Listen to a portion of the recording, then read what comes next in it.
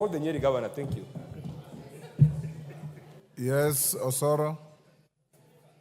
Yes. Thank you very much, Honorable Speaker. Honorable Speaker, what is happening today, or in the recent past, started like a joke from what many considered as mere statements by very top leaders of this country. It started from statements like, the shareholders claiming that there are some communities that really did not contribute to the formation of this government, calling other people shareholders and other people traitors, and people kept quiet. But, Honorable Speaker, if this House keeps quiet, the trend this country is taking will take us back to 2007, 2008, if we are not careful. Because it started from one particular leader, then it went down to what we'll call his supporters, or he recruited some speakers or a mouthpiece to speak on his behalf. And the recent utterances, Honorable Speaker, really shocked the nation, where somebody is questioning on the division of the national cake, how it should actually be shared, that it should be shared on how people voted. I mean, this is shocking.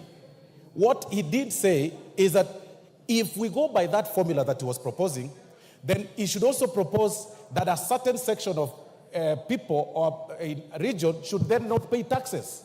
They should also not contribute to the national cake in terms of paying of taxes.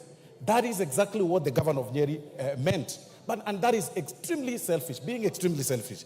But more important, Honorable Speaker, to what Honorable Okello has raised, yesterday was a bit embarrassing. This House passed last year's budget, 2023-2024, and they allocated funds to every arm of government. The executive got their vote, and in particular, the presidency got a budget to help them run their affairs. Every member of this House and even members of public know very well that each office is well equipped with a team of people, with a team that helps people that move around, the executive, members of the executive to move around, like His Excellency the Deputy President. It was a shame, Honorable Speaker, to see His Excellency the Deputy President moving around, carrying a bag, in as much as one wants to pull some PR stunts, and I say this, Honorable Speaker, with tremendous respect. We should question, it is about time we question the members of staff that work with His Excellency the Deputy President. Where were they when he was carrying the bag? Where were they when they were taking pictures, and some of them, of course, standing behind him as he pulled the bag, which looked very empty, Honorable Speaker. And I think it must have been bought from the airport, Honorable Speaker. Because in as much as we appreciate the fact that... Order, Honorable Osoro. I think what Jared Okello asked was legitimate. But let's not digress into discussing the conduct of the person, of the Deputy President. Jared Okello asked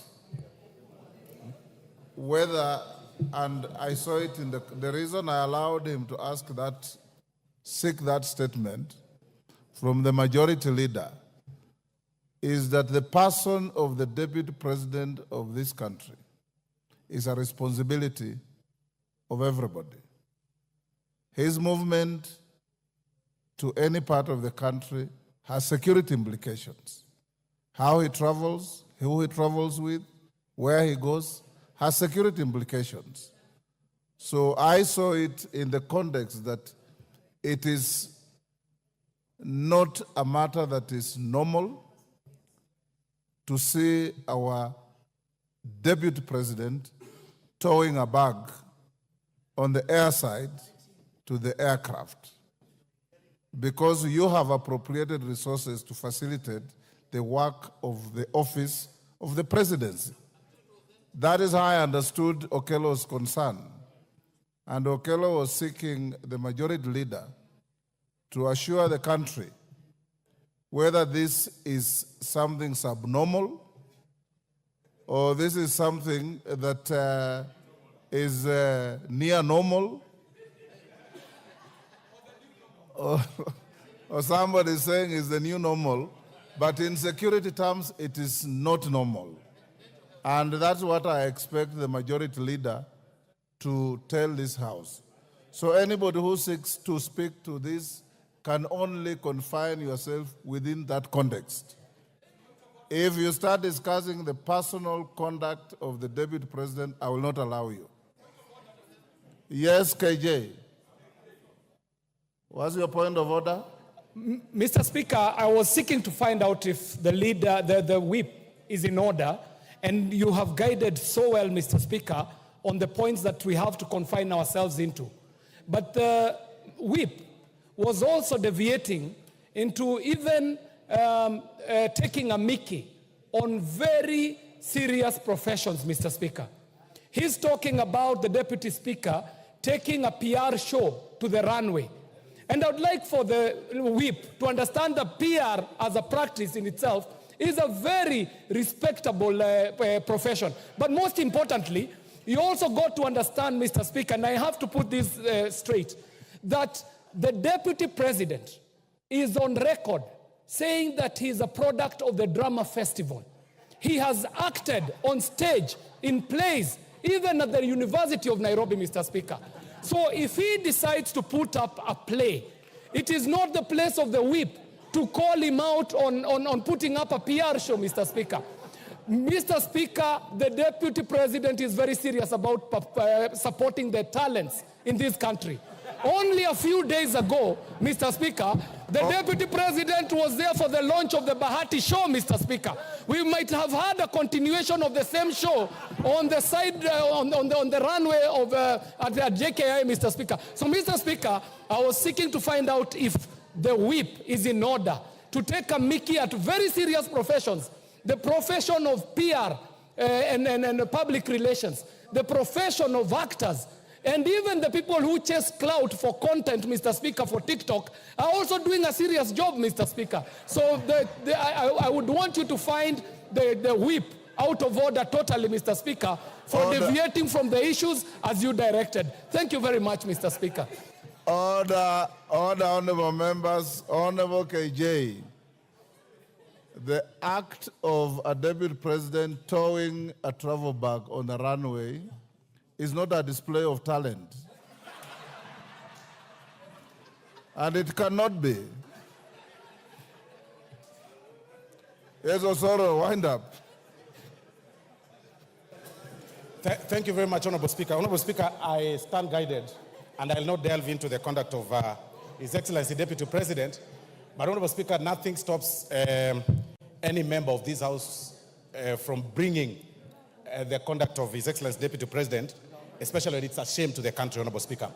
But if it's a reality show, as Honorable KJ has said, then I think it's important for us to appreciate him and say reality shows pay, and the young people have also shown that clearly reality shows are paying.